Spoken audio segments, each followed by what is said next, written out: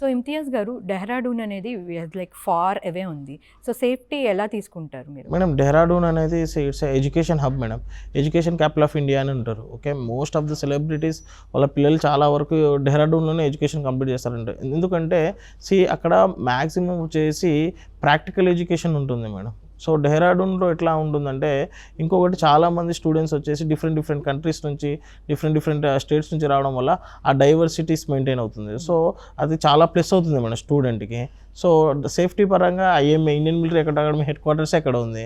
So స్టూడెంట్కి Dehradun is the safest place to travel. మీకు different states నుంచి డిఫరెంట్ ఏరియాస్ నుంచి డిఫరెంట్ కంట్రీస్ నుంచి స్టూడెంట్స్ ఉంటారు. సో మీ నాలెడ్జ్ అనేది ఎక్స్ప్లోర్ అవుతుంది. మీ కమ్యూనికేషన్ పరంగా 3-4 లాంగ్వేజెస్ ఎక్కువ వస్తుంది. సో ఇట్ ఈస్ ఆల్ అంటే ఎక్స్ట్రా బెనిఫిట్స్ మేడం.